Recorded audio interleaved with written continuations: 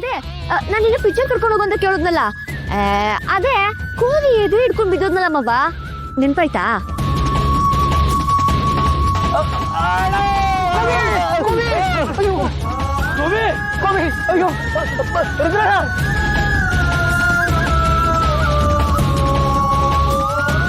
ಅವತ್ತಿಂದ ನಾನು ಮಂಜುಳಾ ಅಕ್ಕ ಅತ್ತೆಯವ ಎಲ್ರು ಹೋಗಿದ್ವಿ.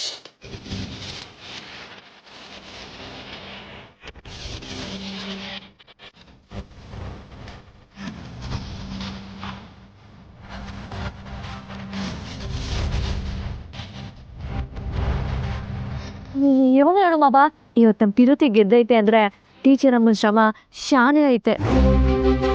ನೀನ್ ನನಗೋಸ್ಕರ ಪ್ರೇಮ ಪತ್ರ ಬರ್ದಿದ್ದಲ್ಲ, ಅದನ್ನ ಓದಿ ಹೇಳ್ದವ್ರೆ ಅವರು.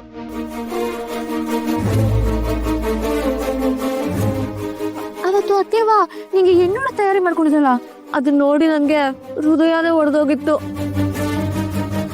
ನನ್ ಪಿರುತಿ ನಿಜವಾದ್ದೇ ಆಗಿದ್ರೆ ನಮ್ಮ ಮಾವ ನಂಗೆ ಸಿಗಂಗ್ ಮಾಡು ಅಂತ ಯಾರ ಮುಂದೆ ನಿಂತು ಅಂಗೈನಾಗೆ ಕರ್ಪೂರ ಹಚ್ಚಿದ್ದೆ.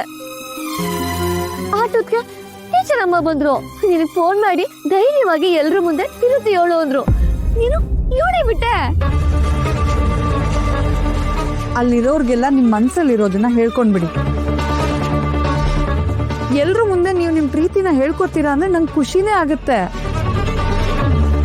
ಸರ್ಪ್ರೈಸ್ ಆಗಿ ಒಂದ್ ಒಳ್ಳೆ ಗಿಫ್ಟ್ ಕೊಟ್ಟು ಮಾಡಿದ ತಪ್ಪಿಗೆ ಸಾರಿ ಕೇಳಿ ನೇರವಾಗಿ ಐ ಲವ್ ಯು ಅಂತ ಹೇಳ್ಬಿಡಿ. ನಾನು ಒಂದು ಹುಡುಗಿನ ಪಿರುತಿ ಮಾಡ್ತೀವಿ.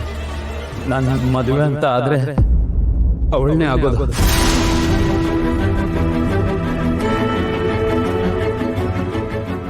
ಏನೇ ಆದ್ರೂ ಟೀಚರ್ ಅಮ್ಮ ಒಂದು ಶಶಾಂಕ್ ಕಪೂರ್ದು ಒಳ್ಳೆ ಜೋಡಿ ಅಲ್ವಾ?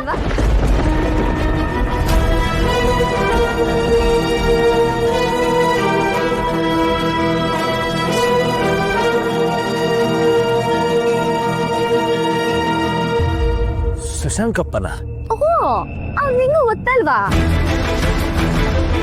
ನೀವು ರುದ್ರವ್ರಲ್ವಾ? ಆಗಲ್ಲಪ್ಪ, ನಿಮಗೆ ಗೊತ್ತು. ನಿಮ್ ಬಗ್ಗೆ ಅಕ್ಷರ ಎಲ್ಲ ಹೇಳಿದಾಳೆ.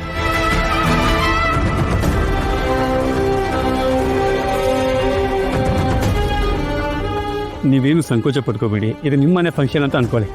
ನೀವು ಆರಾಮಾಗಿರಿ, ಊಟ ಮಾಡ್ಕೊಂಡು ಹೋಗ್ಬೇಕು. ಸರಿ ಸರಿ.